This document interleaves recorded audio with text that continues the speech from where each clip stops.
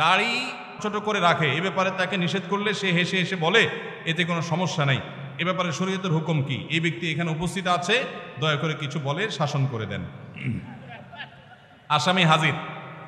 ভাইরা আমার, দাড়ি লম্বা করা এটা নবী সাল্লাল্লাহু আলাইহি ওয়াসাল্লামের নির্দেশ। তিনি বলেছেন আফুল্লুহা আরফুল্লুহা, তোমরা দাড়িকে ছেড়ে দাও। দাড়িকে ছেড়ে দিতে বলেছেন, লম্বা করতে বলেছেন। সাহাবীদের মধ্যে এক মুষ্টির পরে, বুখারীর হাদিসে এক মুষ্টির পরে অতিরিক্ত অংশ কাটার বিষয়টা সাব্যস্ত আছে। এর আগে এক মুষ্টির আগে সাহাবীদের কারো কাছ থেকে, নবী সাল্লাল্লাহু আলাইহি ওয়াসাল্লাম থেকে কোনো হাদিসে দাড়ি কাটা ছাটার কোনো প্রমাণ নাই। এজন্য সারা বিশ্বের প্রায় সব উলামায়ে ইকরাম একমত যে দাড়ি লম্বা করা ওয়াজিব।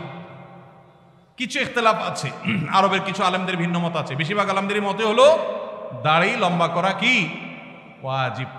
ইজিপশিয়ান কিছু আলেমদের ভিন্ন মত আছে, আরো কিছু আলেমদের ভিন্ন মত আছে। বাকি মেজরিটি আলেমদের মত হলো ওয়াজিব।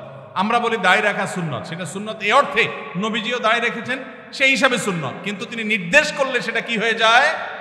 সেটা আমভাবে ওয়াজিব হয়ে যায়, সেই হিসাবে দাড়ি রাখা ওয়াজিব। অতএব ভাই, যদি কেউ মনে করে দাড়ি না রাখলে সমস্যা নাই, তার কাছে সমস্যার ডেফিনিশনটা কি, সংজ্ঞাটা কি? কেউ তো বলতে পারে নামাজ না পড়লেও সমস্যা নাই, কিন্তু একজন মুসলমান মনে করবে আল্লাহর নবীর ওয়াজিব তরক করলে সমস্যা আছে না নাই? আছে। কিয়ামতের ময়দানে তার জন্য জবাবদিহি করতে হবে কি হবে না? হবে। তবে আমাদের ভাই কেউ হয়তো খোঁচা খোঁচা দাঁড়িয়ে রাখা শুরু করেছেন, আমরা তাকে অ্যাপ্রিসিয়েট করব, আমরা তাকে দূরে সরাবো না।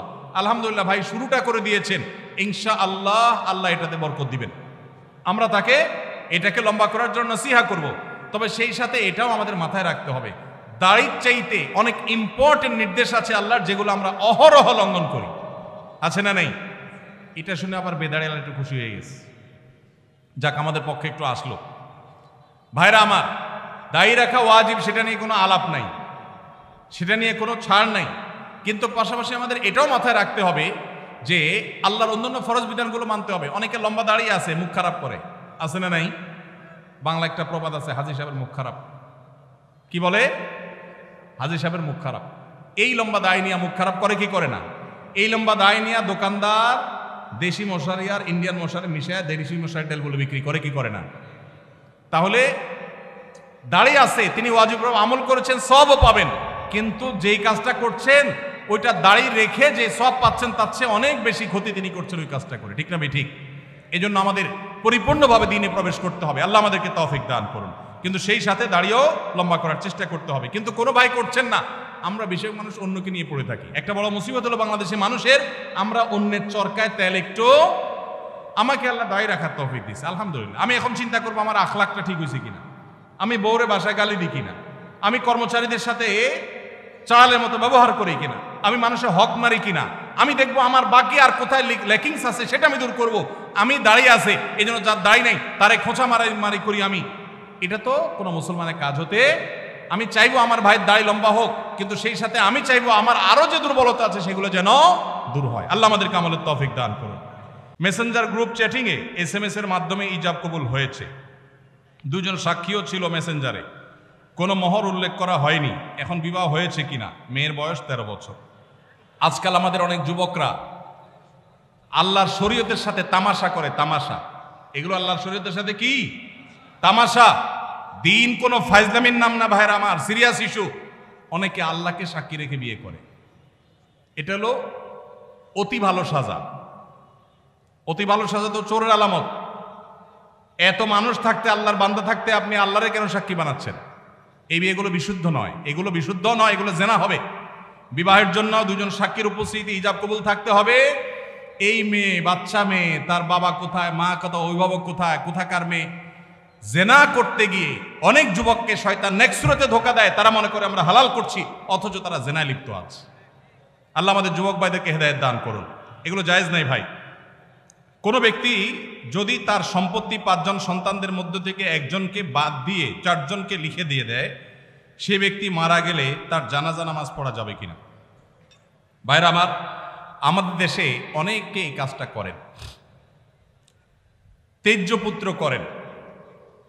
প্রচলিত আইনে তেজ্যপুত্র কোথাও থাকতে পারে, কিন্তু ইসলামে তেজ্যপুত্র বলতে কোনো কিছু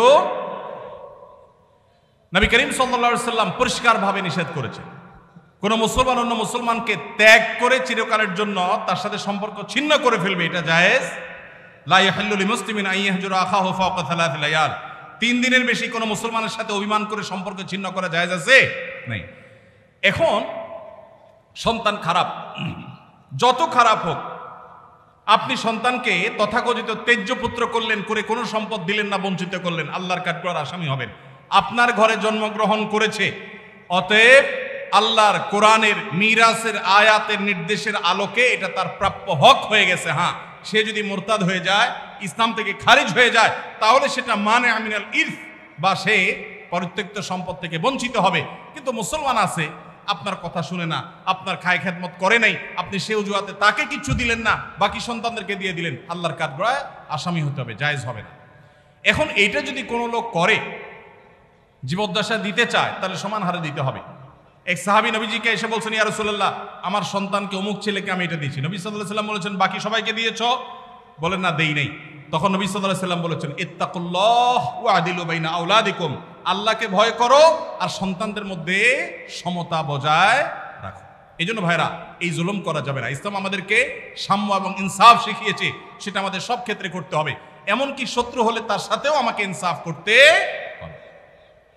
আমাদের কষ্ট হয়, আমার সাথে কারো শত্রুতা আছে, সে আমার সাথে শত্রুতা করে, কিন্তু তার বেলায় কোনো সাক্ষ্য দেওয়ার প্রশ্ন আসলে আমি সত্য সাক্ষ্য দিলে তার পক্ষে যায়, আমাদের দিতে মন চায় না। কিন্তু এই দেওয়াটাই হলো ইমানের দাবি। আল্লাহ বলেছেন, ওয়ালা ইয়াজরিমান্নাকুম শানাআনু কওমিন আলা আল্লা তা'দিলু ই'দিলু হুয়া আকরাবু লিত-তাকওয়া, কারোর সাথে শত্রুতা আছে দেখে আপনি ইনসাফ করবেন না, এটা জায়েজ আছে? এজন্য বাবাজিরা সাবধান, সন্তান সন্ততিদের মধ্যে কোনো প্রকার হেরফের করবেন না, এটা জায়েজ নাই। সেই সন্তান যদি খারাপ হয়, সে আল্লাহর কাছে দায়ী হবে, ভিন্ন কথা। তো আপনি তাকে সম্পদ থেকে বঞ্চিত করতে, হ্যাঁ, যেটা আপনি করতে পারেন, একটা সন্তান নেককার, মাদ্রাসায় পড়ে, দিনদার, ওকে একটু সম্পদ বাড়াই দিলেন তার দিনদারিতার কারণে, সেটা জায়েজ আছে। কিন্তু একজনকে টোটাল বঞ্চিত করলেন, আরেকজনের নামে সব লিখে দিলেন, এটা কিন্তু জায়েজ হবে। এখন কোন মুরব্বী যদি এই কাজ করেন, তিনি মারা গেলে তার জানাজা পড়া যাবে না, এমন কোনো কথা নেই। তার জানাজা পড়বেন, কিন্তু তিনি আল্লাহর কাছে দায়ী থাকবেন। সন্তানদের কর্তব্য হলো, বাবা যাকে বঞ্চিত করছে আমাদের ভাগ থেকে তাকে দিয়ে আমরা ব্যালেন্স করে ফেলবো, তাহলে আশা করা যায় আল্লাহ তাআলা বাবাকে হয়তো মাফ করবেন। আস-সুন্নাহ ফাউন্ডেশন, উম্মার স্বার্থে সুন্নাহর সাথে।